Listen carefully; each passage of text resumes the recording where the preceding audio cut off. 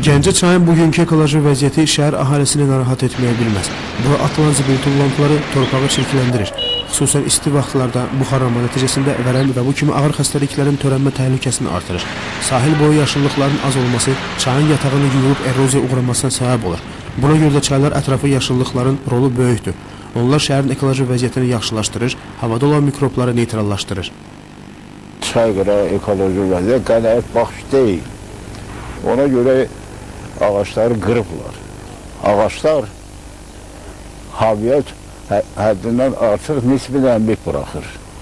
Bu xüsusən yayda çox lazımdır insanların təmiz hava alması üçün, havanın nəmliyini artırmaq üçün bu əkinlər şəhəri təmiz saxlayır.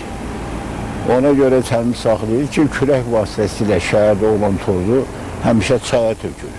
Birisini də aparır. Ancaq ağaçlar, kollar həm şəhərə gözəllik verməklə əlavə, həm də onların qarşısını alır. Çaya tökülməyə qoymur.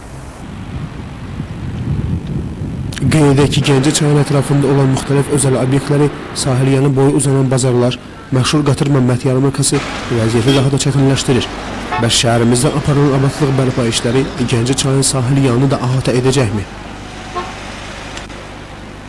Bir dəqiqə çox geniş miqyaslı işlər aparılır, təmizlik abadlıq işlərinə birgə bütövlükdə şəhər üzrə və çox güman ki, şəhərsalma qaydalarına uyğun bir vaxtı orada deməli düzgün yarmarka müəyyənləşdirməyiblər. Orada bulvar olmalıdır, skver olmalıdır, çayın deməli yan yörəsi düzəlməlidir.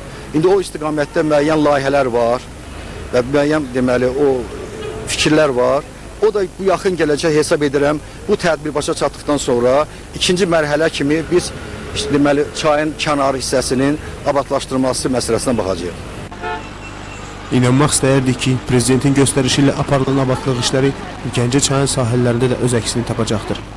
İlqar Ağayev, Mir Yunis Seyidzadə, Vaqif İbrahim Xəlil, Vidadi Füzuliloğlu, Xəbər Plus.